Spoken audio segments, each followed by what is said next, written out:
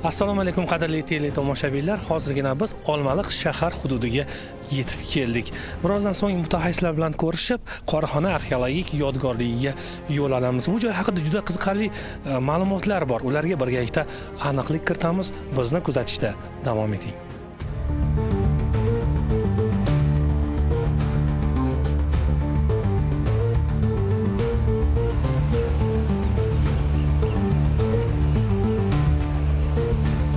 Qadrli teletomoshabinlar, biz Olmaliq shahridan 20-25 kilometrcha yo'l yurib va nihoyat Qorixona arxeologik yodgorligiga yetib keldik. Qarangki, bu joy juda ham xushmanzara bir tog'lar bag'rida joylashgan ekan, domla. Bu joy bejiz mana shu yer tanlanmagan bo'lsa kerak deyman. Albatta, bejiz tanlanmagan, chunki bu yer har taraflama qulay joy bo'lgan. O'sha zamonlarda bu yerlar atroflarida gavjum qishloqlar bo'lgan. Va bu yerda islom dinini mustahkamlash, islomga ehtirom nuqtai nazaridan mana shu yerda Qorixona tashkil etilgan va bu yerda talabalar ham o'qishgan, ham hujralar bor. O'sha hujralarda yotib hadislardan ta'lim olishgan, o'sha davrning yetuk mudarrislari bu yerda dars o'tishgan. Demak, u qadimda bu joyda gavjum bir shahar bo'lgan degan gaplar to'g'ri ekan, to'g'rimi? Bir qishloqlar. Haligi aholi bu yerda ham chorvachilik bilan, ham dehqonchilik bilan shug'ullangan, ilm fan ham birmuncha taraqqiy etgan. Endi bir tomoni bizni quvontiradiki, Qorixona hududi, yodgorlik hududi mana muhofazaga olinibdi, ozmi ko'p ishlar qilingan ekan. Albatta, yana demak davom etayotganga o'xshayapti bu ishlar, bu quvontiradi albatta. Bekzod aka, bu joy haqida, mana shu hudud haqida qanday bir gaplar aytishingiz mumkin, ma'lumotlar aytishingiz mumkin? Korxona xalqimiz orasida Qorixona ham deb ataladi, ya'ni ikki xil nomda ataladi. Buni joylashuv o'rni haqida to'xtaladigan bo'lsak, Qurama tog'larining shimoliy qismida joylashgan. Ya'ni Qurama tog'larining shimoliy qismida Nokbo'ysoy, ya'ni Norbo'ysoy ham deyiladi, xalqimiz orasida ikki xil nom bilan ataladi. Nokbo'ysoy, Norbo'ysoyning esa chap tarafida joylashgan. Agar yanada aniqroq aytadigan bo'lsak, Olmaliq shahridan 26 kilometr, Tunkat arxeologik yodgorligidan esa 6-7 kilometr masofada joylashgan. Ya'ni juda ham bir shahardan chetda emas, mana shunday o'ziga xos bir yodgorlik sifatida mana salkam 1000 yillardan beri bu yodgorlik mavjud ekanligini ko'rishimiz mumkin. Bir qarashda bu yer oddiy tepalikka o'xshab ko'rinar ekan, lekin mana hozir tashqaridan ko'rinyapti, kirish joylari, yo'laklari bor ekan. To'g'rimi? Albatta, bu yodgorlik bir ko'z bilan qarasangiz bir tepalik.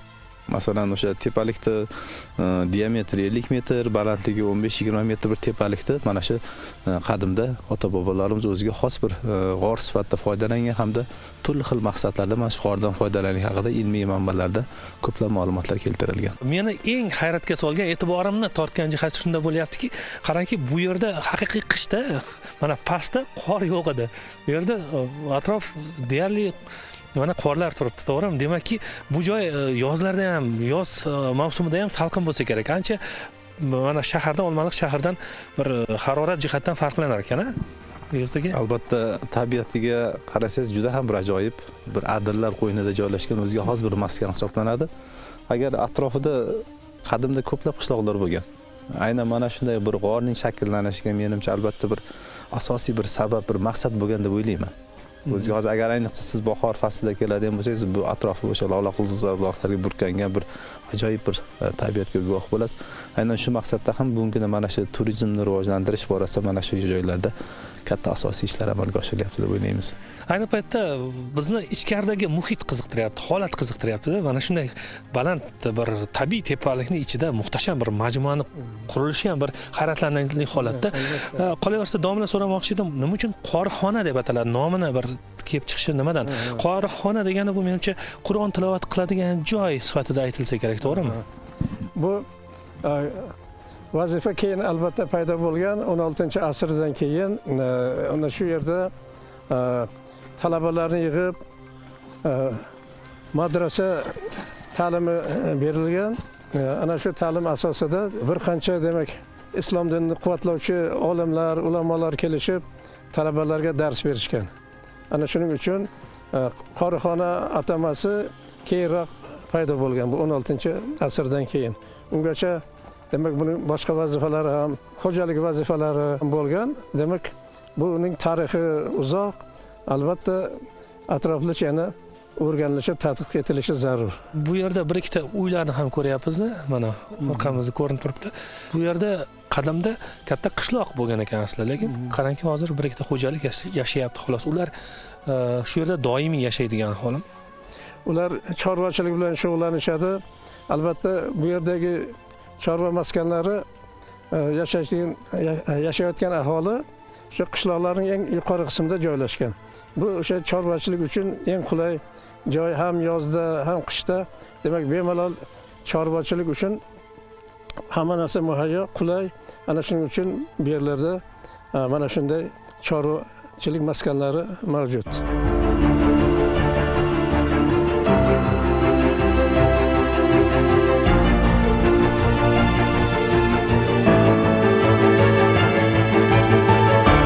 Shu baland nuqtadan korxona hududi tarovatini yaqqol his qilish mumkin. Qish faslida shunchalik, yozda qanday bo'lar ekan?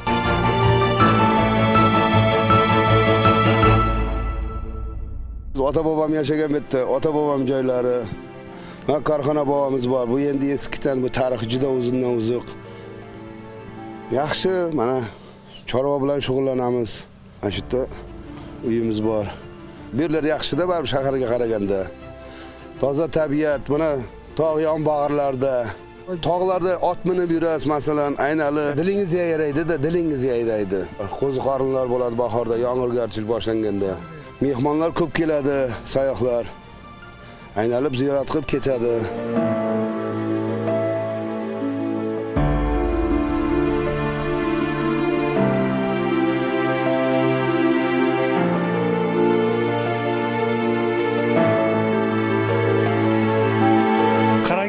Bu yerda keladigan mehmonlar uchun, ziyoratchilar uchun dam olish uchun mana bunaqa so'rilar qurib qo'yilgan ekan. Ayniqsa yozda juda ham maza bo'lsa kerak. Maza qilib hordiq chiqarib ketish mumkin. Bu yerda xushmanzara tabiatdan bahramand bo'lib. Mana kirish joyiga ham yetib keldik. Ana endi ichkarini tomosha qilamiz.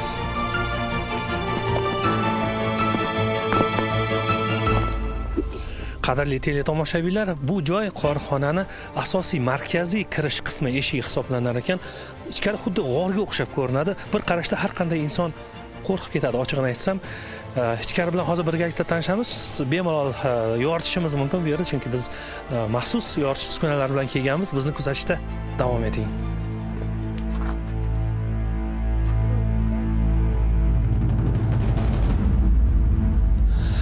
Chirog'imizni mana yoqib oldik. Qadrli teletomoshabinlar, bu yerga kirgan zohatingiz chap qo'lingizda kichkina hujra ko'zingizda tashlanadi. Bu yerda qabrlar bor ekan.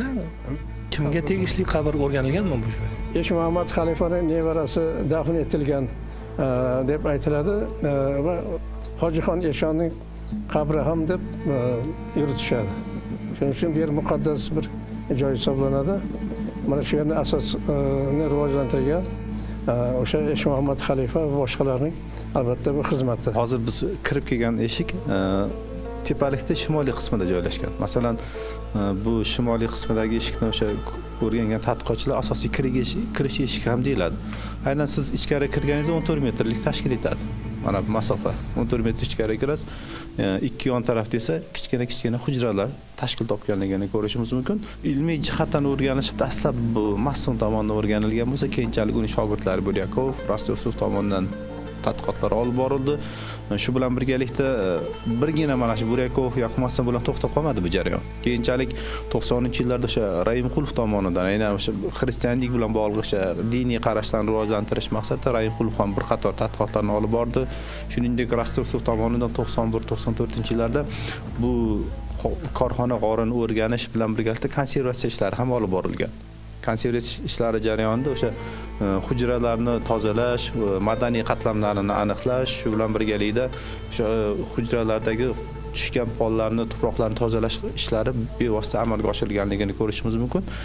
Ular tadqiqotlar olib borish jarayonida aytadiki, 6 metrlik madaniy qatlam bor deyiladi. Masalan, 6 metr me'yor hisoblanadi. 6 metrlik madaniy qatlam bor.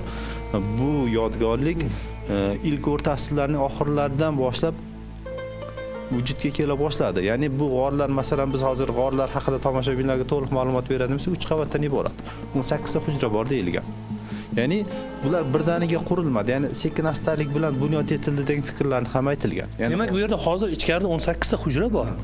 Ochig'i bitta narsani aytishim kerak, ichkariga kirishga qo'rqyapman. Chunki tepamizda bosib qolishi mumkin bo'lgan qancha bir tuproqli qatlam borda. Bemalol kirish mumkinmi? Albatta yana bir o'ziga xos bu g'orda o'ziga xos jihati, bu g'orda birorta tosh, yog'och, g'isht bo'laklari ishlatilmagan. Hammasi tabiiy. Ana shu tomoni ham bir qanaqadir o'ziga xos bir sir sanoatlarni o'zida jamlaganligini ko'rishimiz mumkin. haqiqatan ham Begzod aka, bu suvog'lar ham antiq ekanda. O'sha qadimdan shunday holatda turibdimi? Albatta agar g'orda ichki qismiga e'tibor qilsangiz, o'ziga xos bir ajoyib usulda qurilgan. Birorta yog'och, g'isht, birorta qurilish asyosidan foydalanmagan holda mana salkam 1000 yillardan beri qad rostlab turibdi. Bu o'ziga xos bir arxitekturani bir o'ziga xos bir chiroyli bir namunasi deb ayta olamiz. Shu bilan birgalikda mana bu devorlarga e'tibor qilsangiz bir qandaydir tuproqni ishlaydigan, nima deydi, qotiradigan o'ziga xos bir mahsulotlardan foydalangan. Endi buni biz mutaxassislar aniqlaydi, biz biror narsa deya olmaymiz. Qanday ulardan foydalanganligi, devorlarni zaxlamaslik uchun yoki sho'rlamas uchun qanday maqsadda foydalanganligini ayta olmaymiz, lekin mana 1000 yillardan beri bu yodgorlik o'zining asl qiyofasini saqlab turganligi bu biz yosh avlodni albatta bir katta yutuq deb o'ylayman. Qo'shimcha tarzda qanday ma'lumotlar aytishingiz mumkin bu joyni me'moriy yechimi haqida? Albatta bu tuproq qurama shevasida soz tuproq deyiladi. O'sha soz tuproqni ishlash uchun 1000 darajali issiqlikda shu alabastrga o'xshagan moddani kuydirishib, keyin devorlarga birdaniga urib, buni devorni unday andava bilan tekislashmagan. Agar tekislashsa edi, tushib ketgan bo'lardi. Shuning uchun mana shuni urib mustahkam bo'lish uchun mana shunday 1000 gradusli tuproq kuydirib devorga urishgan va shuning uchun bu mustahkam turibdi. Qadr budur holatda mana ko'rishimiz mumkin. Keyin yaltiroq ichida qandaydir o'sha moddaning ko'rinishlari, tarkibidagi ishlovchi mustahkamlovchi moddalar. Xuddi ichida xuddi shisha aralashganga o'xshaydi. O'shanga o'xshash modda qadimdan demak ota-bobolarimiz bilan qo'llagan. Ana shuning uchun ular devorlarni mustahkam ushlab turibdi. Svet yoqsangiz yonyapti-da nimadir. Ko'zga tashlanyapti. Albatta nimadir minerallarga boy ekanligini ko'rib turibsiz. Endi mutaxassis sifatida biror narsa deya olmaymiz, lekin albatta nimadir bor bu yerda.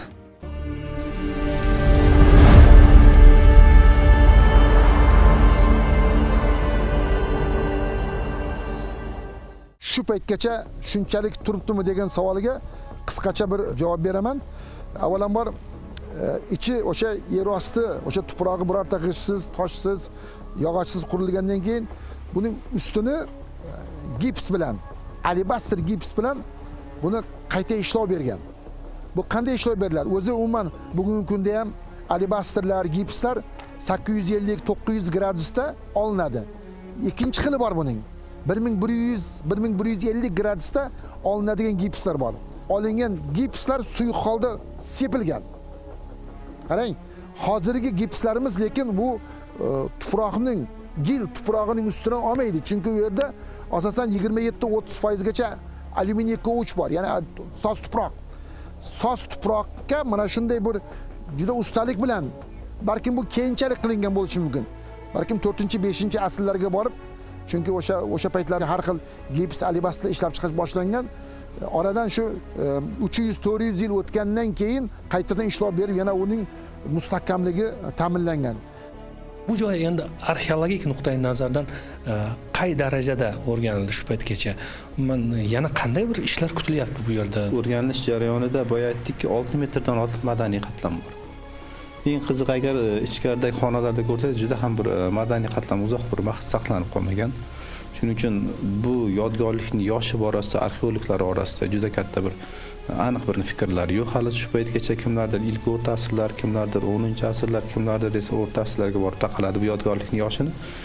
Shu bilan birgalikda keyinchalik 2014-yillarda Anarbayev, Ilyasova Bogomolov, Normurodov tomonidan ham bir qator mana shu yerda tadqiqotlar olib borildi. Tadqiqotlar natijasida o'sha xonalarning bir qancha tuzilishlari o'rganildi, stratigрафиясini o'rganishga muvaffaq bo'ldi, topografiyasini o'rganishga harakat qildi, xonalardagi o'sha madaniy qatlamlarni aniqlashga harakat qildi hamda bir qancha yutuqlarni qo'lga kiritishga harakat qilganligini ko'rishimiz mumkin. Keyinchalik 15-17-yillarda Kraxmal tomonidan ham aynan mana shu yodgorlikni yoshini aniqlash borasida bir qator ekspeditsiyalar tashkil etildi, lekin bu jarayonlar ham hammasi bir aniq oxirigacha yetmadi. Shuning uchun bu yodgorlikni yoshi borasida bir qancha tortishuvlar, sabablar bor bugungi kunda. Endi tuzilishi, bu xonalarning tuzilishi haqida ham to'xtalib ketadigan bo'lsak, agar Mas'unni asarlarida bu xonaning tuzilishi haqida bir o'ziga xos bir fikr aytilgan. Ya'ni Mas'un aytadiki, hozir mana bu shimoliy xonadan kirib kelganimizda 14 metrni tashkil etyapti masofa. Ya'ni siz chiqish tarafida, ikki tarafda, chap tarafda ham, o'ng tarafda ham bittadan hujra bor. Ya'ni aytadiki, bu g'orning tuzilishi kresga o'xshagan deyiladi. Ya'ni xristianlar xochiga o'xshatishadi ular. Ya'ni shuning uchun Mas'un aytadiki, bu g'or xristianlarning sektasi bilan bog'liq. Ya'ni tuzilishi shu o'shanday. Hozir mana oddiygina holat 14 metr, ikki tarafda ikkita qanot bor. Bu taxminlarda ham jon borga o'xshaydi, chunki bu islom dini kirib kelmasdan oldin ham mavjud bo'lgan, to'g'rimi? Bo'lgan. Ilk o'rta asrlarda bo'lgan. O'sha aytayapman, to'g'ri yo'l, ikki tarafda ikkita qanot. Ya'ni bu o'sha Mas'unning qolaversa Raim Qulov o'sha Absobir akalarning bitta g'oyasi, ular aytadiki, bu sektalar bilan bog'liq. Bu xristianlar bilan bog'liq. G'or hisoblanadi, inshoot hisoblanadi degan fikrlarni aytib o'tganligini ko'rishmiz. Agar yuqoridagi chiqadigan bo'lsa, xuddi shunday. Aytishingiz mumkin, yo bu shunchaki tasodif yo'q. To'g'ri, tasodif bo'lishi ham mumkin. Albatta yo'lak bo'ladi, atrofida hujralar bo'ladi. Ya'ni bu balkim tasodifdir, balkim haqiqatan shundaydir, lekin qurilish arxitekturasiga e'tibor qilsangiz, to'g'ri yo'lak ketyapti, atrofida esa qanotlarida hujralar tashkil topganligini ko'rishimiz mumkin. Shuning uchun bu g'orning foydalanishi qadimda nima maqsadda qurilganligi borasida ham olimlarimiz, arxeologlar qolaversa, xalq orasida ham juda katta turli xil fikrlar, qarashlar mavjud hozirgi kunda. Juda ajoyib me'moriy yechimga ega bo'lgan majmua ekan, qarang, tepaga qarab yo'l ketgan. Demak, qadrli tomoshabinlar, biz hali yana bu majmua bo'ylab yurishimiz mumkin. Tepalikka ko'tarilamiz, birgalikda bizni kuzatishda davom eting.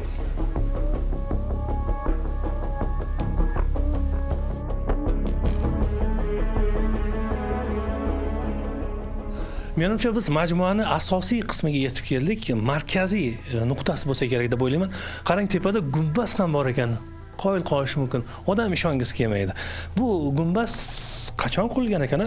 Keyingi davr xoslasi bo'lsa kerak, menimcha. Albatta bu keyingi davrlarning mahsuli. G'orning asosiy qismida g'isht yoki yog'och, biror bir boshqa qurilish ashyolari ishlatilmagan.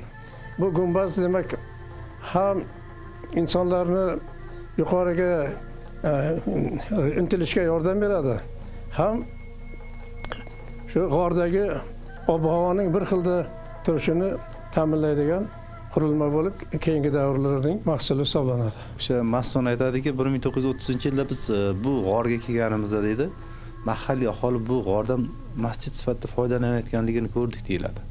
Demak, 30-yillarda kelgan bo'lsa, demak o'sha paytda mana bu mihrobni ko'rib turibsiz, mana maqbarani ko'rib turibsiz, demak aholi bu yerda namoz o'qigan. Masjid sifatida foydalanganligini ayta olamiz bemalol. Demak, mana bu atrofdagi doimiy yashaydigan aholi mana shu yerga kelib o'qishgan, bilim olishgan, ibodat qilishgan. Qarang, bu mana bu zinapoyadan ancha tepaga ko'tarilib chiqdik-da. Ochig'i bu o'sha qadimdan mana shu holatda saqlanganmi yo keyin qilinganmi? Chunki tepasida ham qandaydir ravoqlar ishlangan-da, xuddi eshik misoli. Avval kengroq joy bo'lganmikan degan fikrga keladi odam. Boya aytib o'tdik, bu korxona g'ori 3 qavatdan iborat. Ya'ni 18 dan ortiq hujralar mavjud.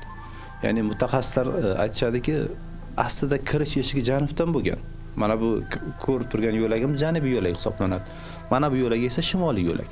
Asosiy kirish yo'lak janubdan bo'lgan, mana bu esa boshqacha kichik bir yordamchi yo'lak sifatida foydalanishga degan fikrlar ham mavjud.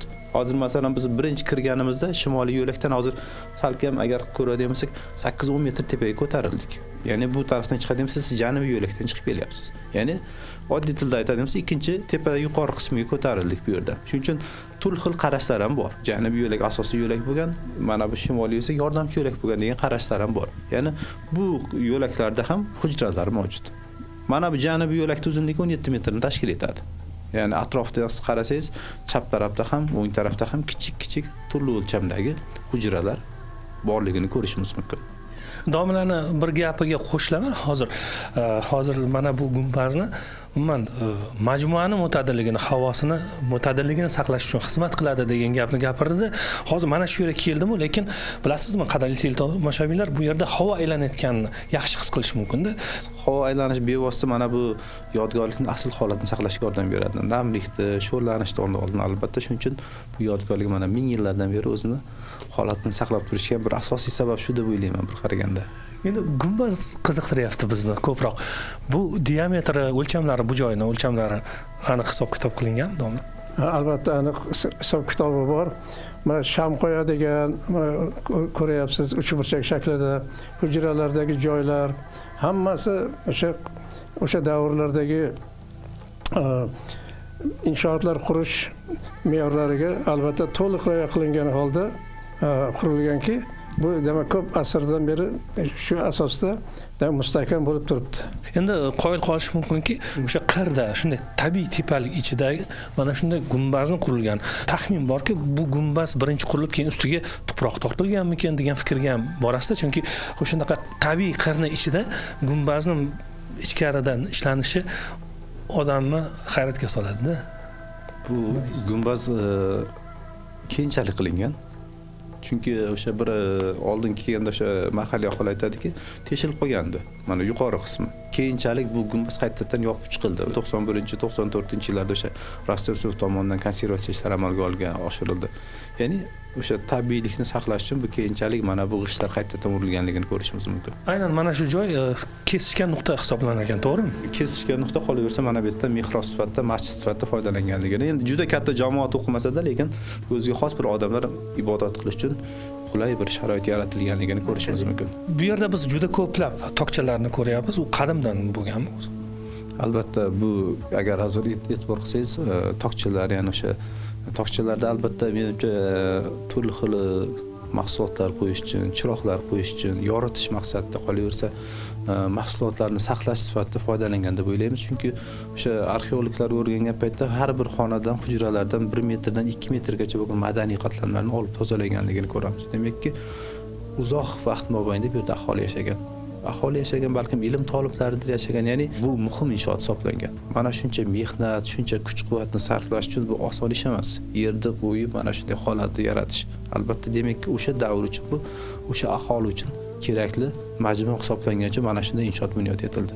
Arxitektura san'atini bir go'zal bir namoyanda sifatida ayta olamiz. Demak, agar mana shunday yaratilmaganda bu qachongacha tushib ketgan bo'lardi. Tokchalar bor. Agar o'sha tokchalarning gradusiga qarab, egilishiga qarab buni e'tibor bersangiz, quyoshning harakatiga qarab qilingan. Nihoyatda shu yerdagi har bittasi o'sha quyosh koordinatlarining botishi va chiqishiga mos qilib olingan. Biri ikkinchisiga o'xshamaydi, ikkinchisi uchinchisiga o'xshamaydi. Lekin agar aylanani olib ko'rsangiz, birinchi tokchadagi aylanma 5-tokcha bilan tutashadi. Bu umuman bir aqlga sig'maydigan, buni matematiklarimiz o'lchovini ko'rib hayron qolishdi. Bu nahotki 2-asrda yer ostida shunday bir binoni shunchalik uning trigonometrik chiziqlarini, geometrik shakllarini bir-biriga mos kelishini, oddiy shunday buni duradgor yoki usta ishlamagan. Buning har bittasida o'sha deylik formulalar, har bittasida bir shu matematik o'lchovlar bilan qilingan. Bir-birining oraliqlari, e'tibor bersangiz, o'lchovlari hammasi o'sha kvadrat tenglamalar bilan hisoblab chiqilgan darajada qilingan ish desak mubolag'a bo'lmaydi.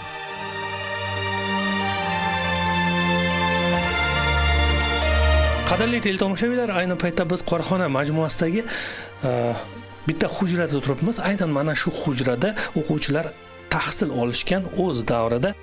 Bu yerda agar kuzatsangiz, ko'plab katta-kichik tokchalarga ko'zingiz tushadi. Menimcha bunday tokchalardan tepada ham bo'lgan, lekin davrlar o'tishi bilan yemirilib, o'pirilib tushgan. Mana shunday hujralar majmuada yana 16 tani tashkil etadi. Bu joyni aylanib, ular bilan birgalikda tanishishimiz mumkin.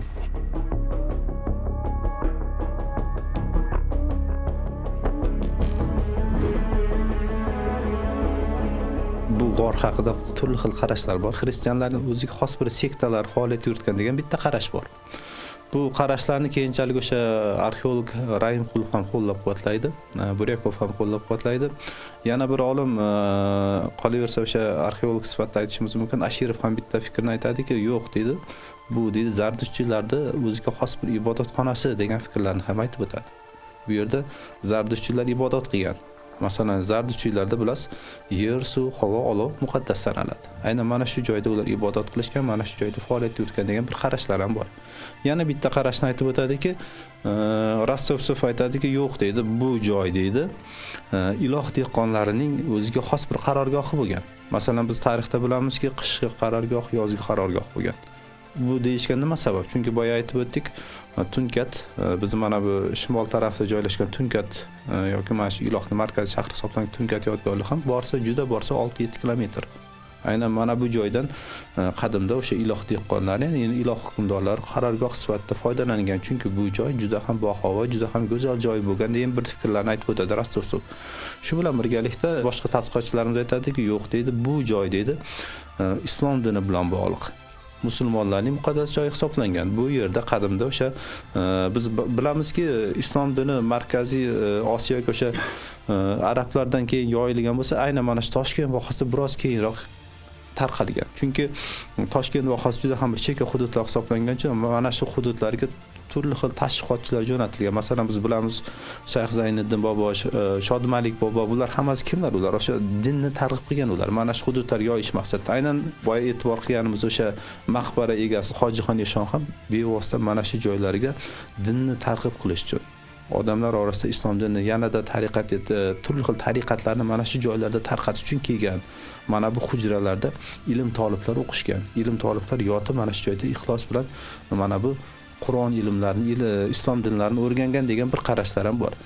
Hammasini agar yig'ib keladigan bo'lsangiz, bevosita barcha fikrlar hammasi bevosita dinga borib taqalyapti. Demakki, biz umumiy xulosa qilib ayta olamizki, bu korxona g'ori, bu yodgorlik albatta diniy inshoot hisoblanadi. Ilk o'rta asrmi, o'rta asrmi, hozirgi davrmi, demak qaysi davrda faoliyat yuritishdan qat'iy nazar mahalliy aholi mana shu diniy qarashlarni yoyish maqsadida qolaversa, mana shu rivojlantirish maqsadida mana shu inshootdan foydalangan deya ayta olamiz. Albatta bu joy haqida farazlar ko'p, lekin mening fikrim bo'yicha bu albatta Zardushtchilik maskani, so'ng bu islom dinini targ'ib etuvchi, islom e'tiqodini mustahkamlovchi maskan bo'lganki, bunda 16-asrdan Esh Muhammad xalifa mana bu yerda islom dinini mustahkamlash maqsadida ham madrasa ochgan. Shuning uchun buni xristianlik bilan bog'lash menimcha unchalik to'g'ri emas.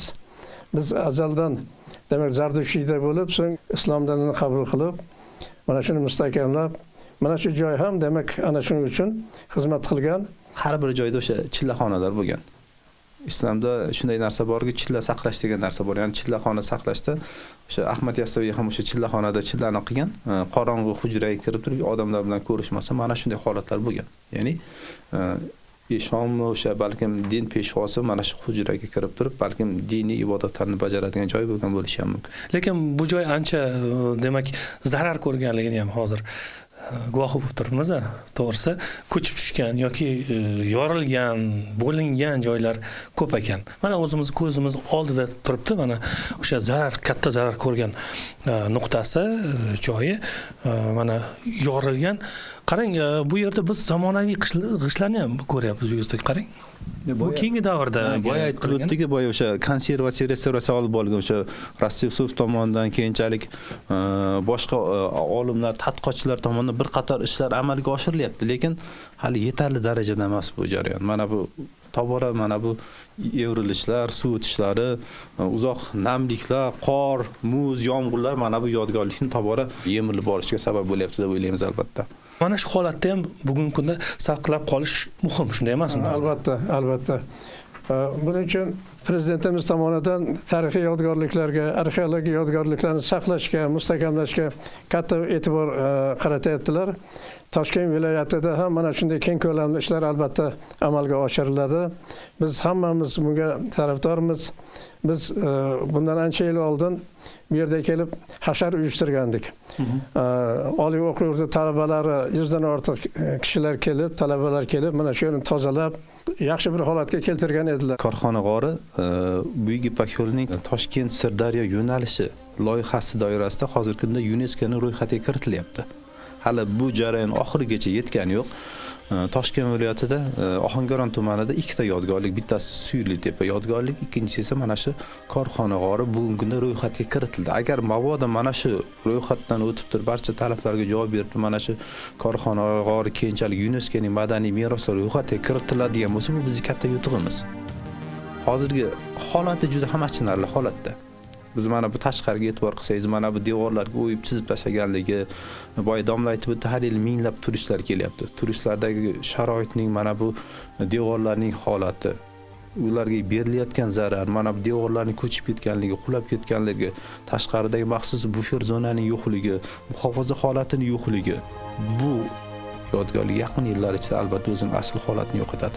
Albatta mana shu Toshkent viloyati madaniy meros boshqarmasi bu holatga albatta e'tibor qaratsa, mana bu balkim kameralar qo'yadimi, balkim mana bu eshiklarni yopadimi, hamma narsa yig'ilib yotibdi, toshlar qulab yotibdi. Mana shu jarayonlarga ozgina e'tibor qaratadi desak, menimcha bu yodgorlik albatta hali kelgusi yosh avlodlar uchun ming yillar mobaynida xizmat qiladi. Biz qanchalik biz tariximizni biladigan bo'lsak, tariximizni yosh avlodga yetkazib beradigan bo'lsa, bizning eng katta yutug'imiz.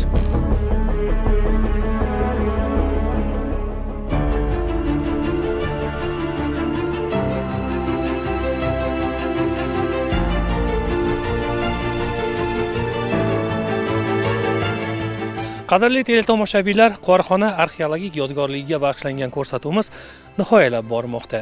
Bugungi ko'rsatuvimiz orqali yurtimiz tarixining kichik bir bo'lagini o'zingiz uchun kashf etdingiz degan umiddamiz. Bunday ko'hna manzillar, qadimiy joylar yurtimizda oz emas. Ular haqida keyingi dasturlarimizda to'xtalishni niyat qilib buguncha sizlar bilan xayrlashamiz. Yana ko'rishguncha xayr. Salom.